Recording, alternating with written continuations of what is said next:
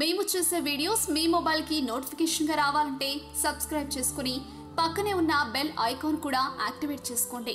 ఉగాది అంటేనే ఎంతో ఆనందం, సంతోషం కలబోసుకొని చేసుకునే ఉగాది.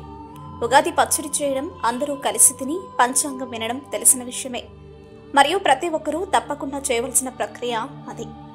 అయితే ఎలాగైతే జనవరి 1 కొత్త సంవత్సరం సెలబ్రేట్ చేసుకుంటారో అదేవిధంగా ఉగాది రోజు కూడా ఎన్నో రకాల పిండి వంటలు చేసుకుని కుటుంబం అంతా కలిసి సంతోషంగా గడుపుతారు. గుళ్లకు, తీర్థ ప్రదేశాలకు వెళ్లాలనుకునే వారు వెళతారు.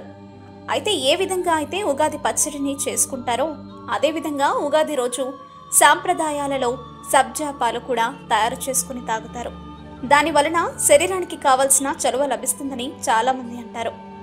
ఉగాది రోజు ఉదయాన్నే నిద్రలేచి తలంటు స్నానం చేసి ఇళ్లంతా పసుపు నీళ్లు చల్లి తోరణాలు కట్టి పచ్చడి ఆరగించి ఆపై పాలు తెచ్చి కాచి పంచదార లేదా బెల్లం వేసి బాగా కాచిన తర్వాత సబ్జా ఆకులను కొన్ని కడిగి అందులో వేసి మూత పెట్టాలి.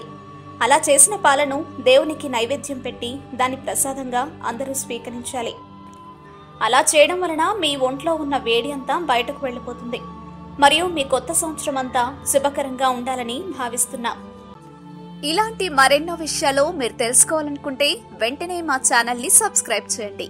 ఈ వీడియోని మీ మిత్రులతో షేర్ చేసుకోండి.